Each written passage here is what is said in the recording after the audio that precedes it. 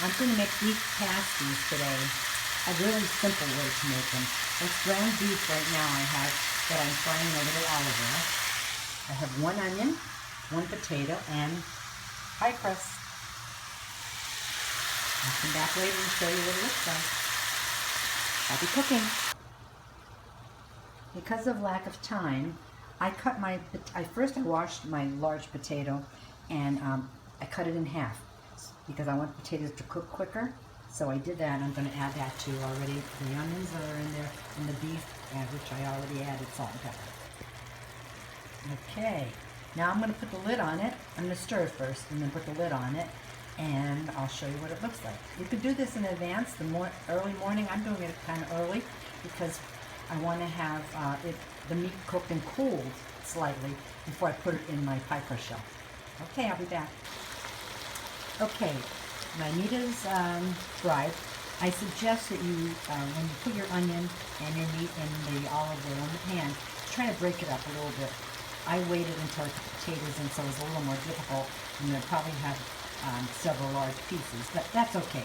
I'll be back. I'm going to put a lid on it now, so make sure the potatoes cook through, and I'll let it cool, and then I'll get my crust ready. All right. On to making the pasty. I unroll the pie crust. You do not have to roll it out any thinner. You want it to be a little thicker. Here's what my mixture looks like. It's on the dry side, which it should be. Here's what it looks before I seal it.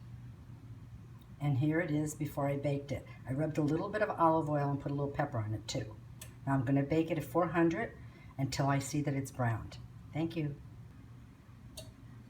I line my cookie sheet with parchment paper before I put my dough on. It's much easier than to have to transfer from acrylic pad or a cutting board. It's much easier if you do it right on your cookie sheet. Okay, I'll show you the finished product when I'm done, when it's done baking, I should say.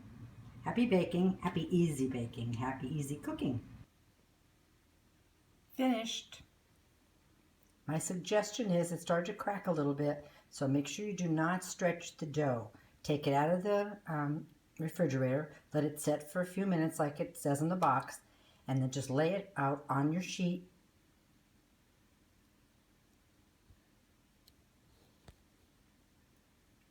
And you could just serve it with salad or a vegetable.